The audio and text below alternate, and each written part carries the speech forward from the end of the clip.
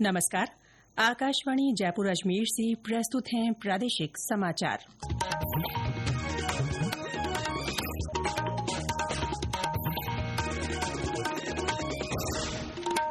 मुख्य समाचार।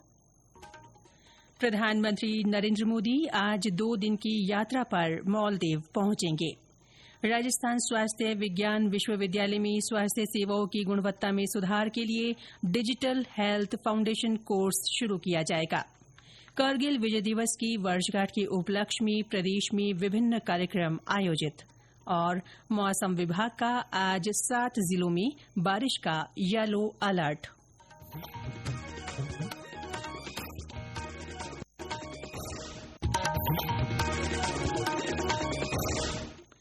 समाचारों के साथ मैं रितिका गुप्ता। और अब समाचार विस्तार से।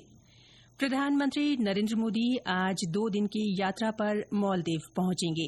मालदीव में भारत के उच्चायुक्त जी बाला सुब्रमण्यन ने कहा कि दोनों देश व्यापक आर्थिक और समुद्री सुरक्षा साझेदारी के लिए भारत मालदीव संयुक्त दृष्टिकोण के कार्यान्वयन में प्रगति का जायजा लेंगे। उन्होंने कहा कि भारत मालदीव की विकास यात्रा में एक महत्वपूर्ण भागीदार रहा है। इससे पहले श्री मोदी ने इंग्लैंड के सैंडरिंघम एस्टेट में ब्रिटेन के नरेश किंग चार्ल्स तृतीय से मुलाकात की। बातचीत में द्विपक्षीय मुद्दों और भारत ब्रिटेन संबंधों में प्रगति पर चर्चा हुई। प्रधानमंत्री ने किंग चार्ल्स को एक पौधा भी भेंट किया, जिसे एक पेड़ मां के नाम अभियान के तहत शरद ऋतु में सैंडरिंघम एस्टेट में लगाया जाएगा। राजस्थान स्वास्थ्य विज्ञान विश्वविद्यालय में जल्दी ही डिजिटल हेल्थ फाउंडेशन कोर्स शुरू किया जाएगा। इसके लिए कल विश्वविद्यालय और मुंबई के एक फाउंडेशन के बीच एमओयू किया गया। जयपुर में चिकित्सा और स्वास्थ्य मंत्री गजेंद्र सिंह खींवसर की उपस्थिति में ये एमओयू हुआ। डिजिटल हेल्थ कोर्स से अस्पतालों में कार्यक्षमता में बढ़ोतरी होगी और स्वास्थ्य सेवाओं की गुणवत्ता में उल्लेखनीय सुधार आ सकेगा। इससे हेल्थ रिकॉर्ड का डिजिटली धारण होने के साथ ही स्वास्थ्य सेवाओं में आर्टिफिशियल इंटेलिजेंस को बढ़ावा मिलेगा। एक report. Digital health foundation course में स्वास्थ्य सूचना प्रणाली, इलेक्ट्रॉनिक मेडिकल रिकॉर्ड, टेलीमेडिसिन, सार्वजनिक स्वास्थ्य सूचना विज्ञान, व्यक्तिगत स्वास्थ्य तकनीक और एआई जैसे विषयों को शामिल किया गया है। 13 मॉड्यूल वाले इस ऑनलाइन कोर्स को विषय विशेषज्ञों द्वारा तैयार किया गया है, जिसमें वर्चुअल डिजिटल हेल्थ लैब के माध्यम से प्रायोगिक अनुभव दिया जाएगा। इस पाठ्यक्रमों को विश्वविद्यालय की एकेडमिक काउंसिल से भी अनुमोदन मिल चुका है। आरयूएचएस के तहत लगभग 600 महाविद्यालयों का एक विशाल नेटवर्क है। ये कोर्स आरयूएचएस की वेबसाइट के माध्यम से संबद्ध और संघटक महाविद्यालय के छात्रों तथा इनमें कार्य करने वाले हेल्थ केयर प्रोफेशनल्स के लिए उपलब्ध रहेगा। कोर्स पूरा करने पर प्रतिभागियों को प्रमाण पत्र और एकेडमिक क्रेडिट पॉइंट्स दिए जाएंगे। समाचार कक्ष से माधुरी वशिष्ठ।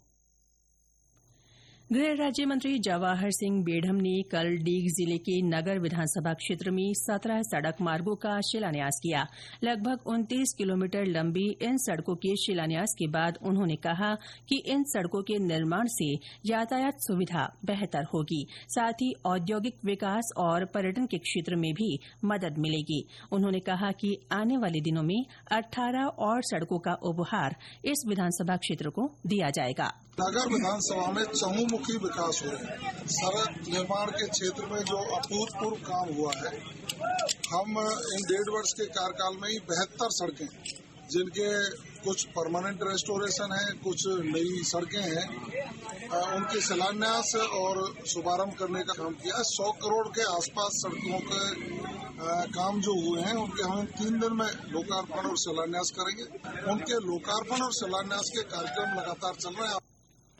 उप मुख्यमंत्री प्रेमचंद बैरवा ने कहा है कि हरियालो राजस्थान अभियान के तहत समूचे प्रदेश में पौधरोपण किया जा रहा है। उन्होंने कहा कि प्रदेश को हरा भरा बनाने के उद्देश्य से चलाए जा रहे इस अभियान में प्रदेशवासी बढ़ चढ़कर भाग ले रहे हैं। श्री बैरवा ने जैसलमेर में पत्रकारों से बातचीत के दौरान सभी लोगों से अभियान को सफल बनाने की अपील की। सभी से ये आह्वान करना चाहूंगा कि सभी इस अभियान में जुटे और रोजाना नहीं तो कम से कम महीने में 2-4 पेड़ तो इस मौसम में हर व्यक्ति लगाए, ताकि हमारा वातावरण शुद्ध हो। जैसे जो वातावरण दूषित हो रहा है इसके लिए हमें पेड़ पौधे लगाए। हमारे यशस्वी प्रधानमंत्री नरेंद्र मोदी जी का ये आह्वान है। ये समाचार आकाशवाणी जयपुर अजमेर से प्रसारित किए जा रहे हैं। प्रादेशिक समाचार बुलेटिन आप हमारे एक्स हैंडल @AIRnews_जयपुर, YouTube channel Rajasthan AIR news और फेसबुक AIR न्यूज राजस्थान पर भी सुन सकते हैं। साथ ही आप हमारी वेबसाइट newsonair.gov.in पर भी समाचार सुन सकते हैं और संबंधित फोटो तथा वीडियो देख सकते हैं। कारगिल विजय दिवस की 26वीं वर्षगांठ के उपलक्ष्य में प्रदेश में विभिन्न कार्यक्रम आयोजित किए जा रहे हैं। इसी कड़ी में कल राज्य विधानसभा में समारोह आयोजित हुआ। समारोह में विधानसभा अध्यक्ष वासुदेव देवनानी ने 21 वीरांगनाओं को सम्मानित किया। उन्होंने विधानसभा परिसर में बनाई गई कारगिल शौर्य वाटिका का उद्घाटन किया। श्री देवनानी ने कहा कि ये वाटिका हर जनप्रतिनिधि को याद दिलाएगी कि वीर शहीदों के कारण ही राष्ट्र और संविधान की रक्षा संभव है। उन्होंने कहा कि राष्ट्र की रक्षा में अपने परिजनों को समर्पित करने वाली वीरांगनाएं समाज के लिए हार्डी रानी हैं। इनका सम्मान करने का दायित्व सभी को मिलकर निभाना चाहिए। इस अवसर पर राज्य सरकार के विभिन्न मंत्रियों और विधायकों ने 1100 पौधे लगाए। बाड़मेर के जसाई में राजकीय उच्च माध्यमिक विद्यालय में शहीदों के नाम कार्यक्रम आयोजित किया गया।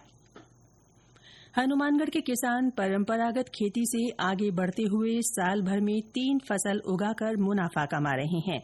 जिले के घग्गर क्षेत्र के किसान अब आलू, मक्का और धान की खेती एक ही साल में कर अच्छी उपज ले रहे हैं।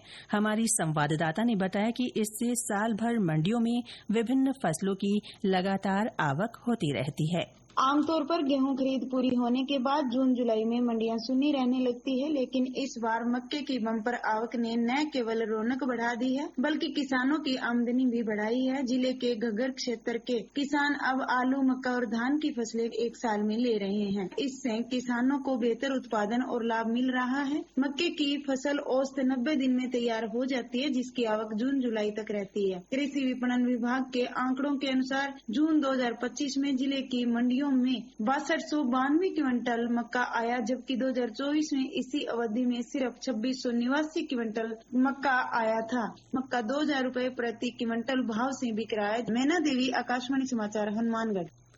प्रदेश में मानसून की सक्रियता से विभिन्न स्थानों पर बारिश की गतिविधियां जारी है। पिछले 24 घंटों में कहीं हल्की तो कुछ स्थानों पर मध्यम बरसात हुई। पाली के घाणेराव में रिमझिम बरसात का सिलसिला आज तीसरे दिन भी जारी रहा। मौसम विभाग ने आज 7 जिलों में बारिश का येलो अलर्ट जारी किया है। इनमें अलवर, भरतपुर, धौलपुर, करौली, सवाईमाधोपुर, बारां और दौसा शामिल हैं। इन स्थानों पर कहीं कहीं गरज के साथ हल्की से मध्यम बरसात हो सकती है। अच्छी बारिश से जलाशयों में पानी की आवक बनी हुई है। बीसलपुर बांध के लबालब होने के बाद कल इसका एक गेट खोलकर 6000 क्यूसेक पानी निकाला गया। निकासी की शुरुआत से पहले बनास नदी किनारे बसे 68 गांवों में अलर्ट जारी कर सायरन और मुनादी के माध्यम से चेतावनी दी गई। इस अवसर पर विधायक राजेंद्र गुर्जर ने वैदिक विधियों से पूजा अर्चना कर जल निकासी प्रक्रिया की शुरुआत की। बीसलपुर से छोड़ा गया पानी लगभग 90 किलोमीटर दूर स्थित ईसरदा बांध में जाएगा।